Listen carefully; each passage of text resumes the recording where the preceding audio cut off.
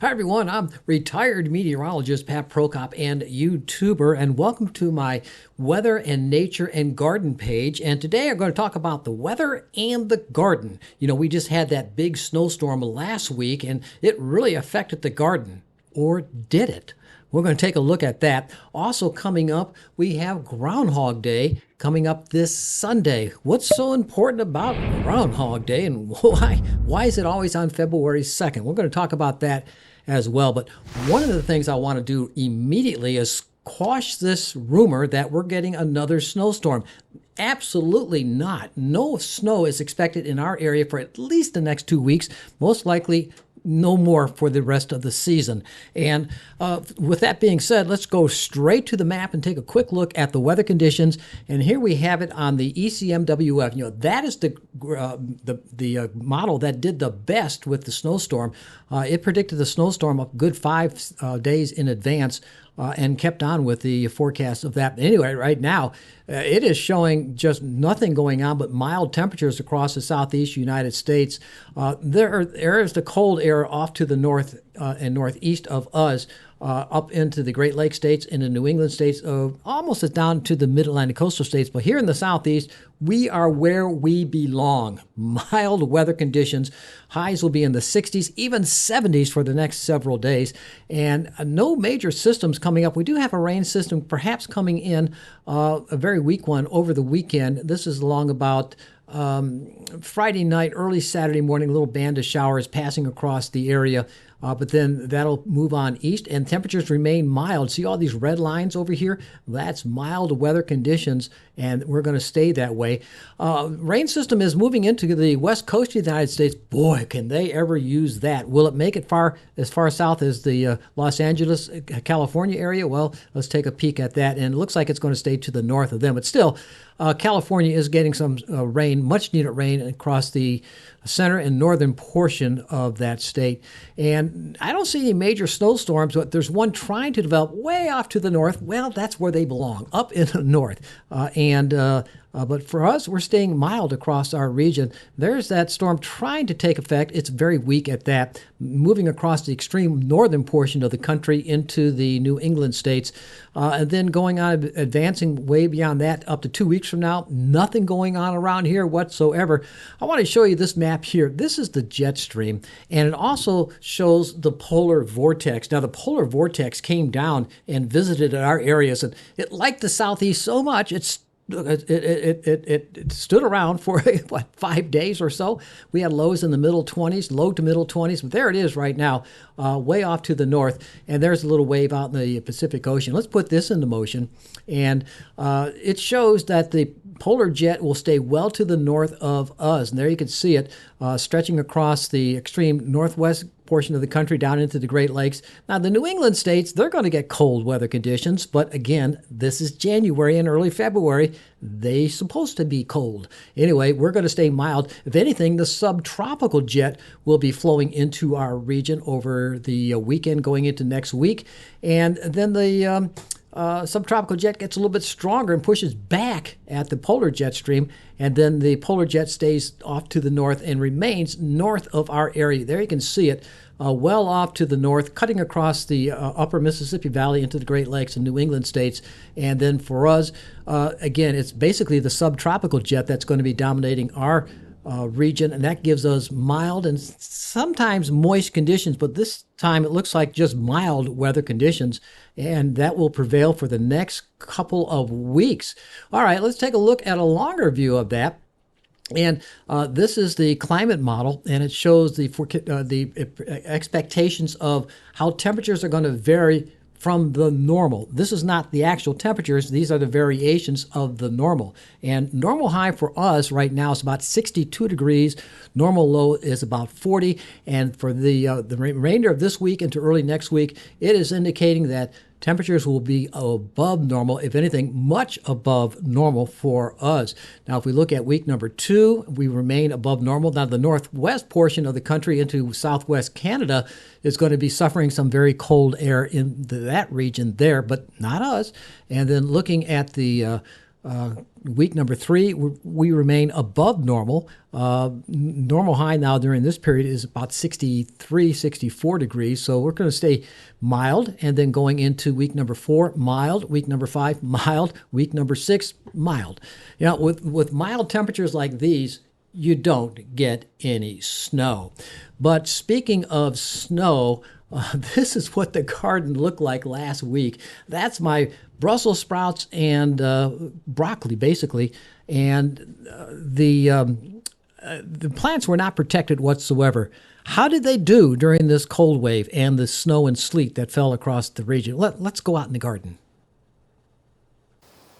Now over here I have my Brussels sprouts. I did not protect these whatsoever during the snow and the hard freeze. And we had several nights where the temperature did drop down to 25 degrees here in the heavenly backyard garden.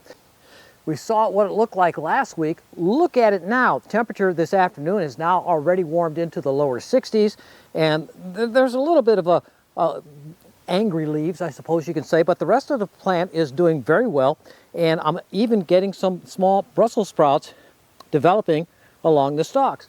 Hopefully, I'll be getting some Brussels sprouts and harvesting some Brussels sprouts later on this winter or in the early spring. Hopefully sometime around the middle of March, I should be getting some fresh Brussels sprouts. Now over here, the broccoli plants. Again, did not protect them. You can still see maybe some snow on the ground over here. It hasn't quite all melted yet, but I've been harvesting broccoli all winter long. Since shortly before Christmas, I've been harvesting broccoli, and then it sends up side shoots, and they become just as good, not as big, but just as good as the original bunch. And I got some new side shoots already coming up for the next couple of weeks. Hopefully I'll be harvesting more broccoli. And with the cool weather, broccoli loves cool weather. I have another 6-pack of broccoli. This one's called Green Magic. Well, that's what this is too, Green Magic. And I'll be planting them right over here in this open space where I had some cauliflower earlier this autumn, and I'll plant them right there. They love the cool weather. They don't like the heat, but they love the cool weather. And so they'll do very fine, and I'll be getting some fresh broccoli, hopefully by the middle of March. Now, over here, I have cabbage plants and carrot plants. Again, I did not protect these. I did mulch them with some hay, though, and help to protect the roots, but the plants can deal with the cold weather. And the cabbage plants, the heads are forming and they're very tight. The leaves on the outer edge are a little bit burned. We're not going to eat those anyway. It's the head that's inside that I'm interested in, and these are solid heads. I have 1, 2, 3, 4 more cabbage plants to munch on throughout the next couple of weeks. I love my cabbage. And the carrots, well, they take a long time. I planted these carrot plants late September, early October, and they take a good half year, maybe even up to 7 months to mature. But they like the cold and cool weather. They can deal with cold, but they love it cool. They don't like it when it's hot. Also, I got cilantro that's already popping itself back up out of the soil.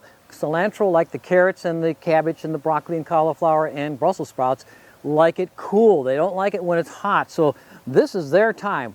This is the time of the year for cilantro. Boy, I love cilantro on just about everything.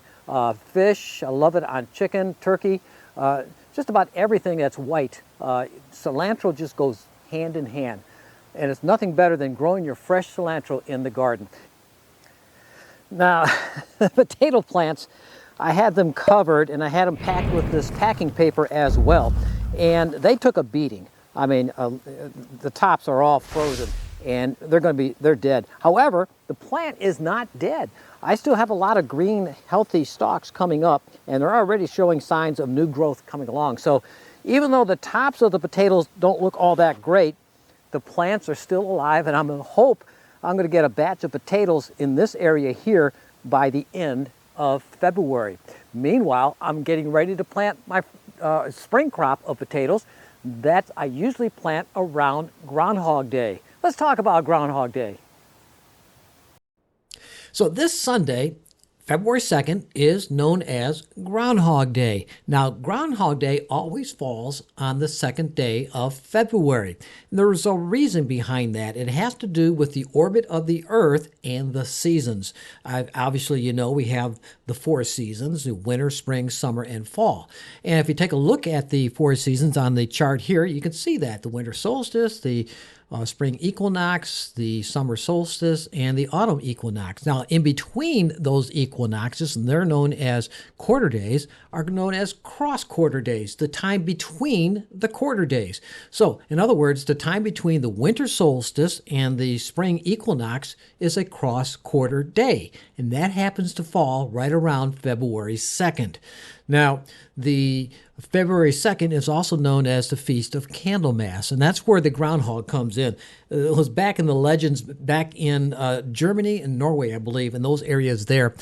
In the 1800s, they would look at woodchucks out in that area there, and they would sense that if the woodchuck was active on February 2nd, or a cross-quarter day, Candlemas Day, the Feast of Candlemas, then that would indicate that the winter will be ending soon. However, if the woodchuck found no activity and hibernated and did come out and didn't see a shadow and all that, that would indicate winter would be a longer time period. So it boils down to this: when the woodchuck saw his shadow, that meant a longer winter. If he didn't see his shadow, it was a short winter. Well, a lot of the German Lutherans transformed from the Germany area and Norway back into the United States, the eastern United States, and here in Savannah too, in Effingham County, a lot of Lutherans brought that tradition with them, hence the tradition of Groundhog Day in the United States. Instead of woodchucks, they used the groundhog as the symbol. And there's one famous groundhog, of course, Punxsutawney Phil up in Pennsylvania, but there's others across the nation. Of course, in Georgia, we don't care what Punxsutawney Phil says. We want to know what General Beauregard Lee says. So pay attention Sunday. If Beauregard Lee sees his shadow, we're in for 6 more weeks of winter. But if he doesn't see his shadow, in other words, a cloudy day, we're in for a early spring. Well, that's all. Tongue-in-cheek, I suppose you can say. But anyway, this Sunday is Groundhog Day, so have fun with that. All right, I'd like to thank all those who have been supporting my page. I really appreciate it. And the bottom line here is there's been a rumor floating around on social media. You got to be careful what you look at on social media, that there's another snowstorm headed this way. There's no snowstorm headed this way at all. If anything, just the opposite. We have some almost like early spring weather on the way. My daffodils are already popping their little heads out of the ground. They'll be blooming probably in about 3 weeks. That looks like right now, middle of February. Usually they bloom in early February, but this year is a little bit later, middle February for this year. Anyway, get ready for spring and enjoy the mild weather conditions. Until then, bye.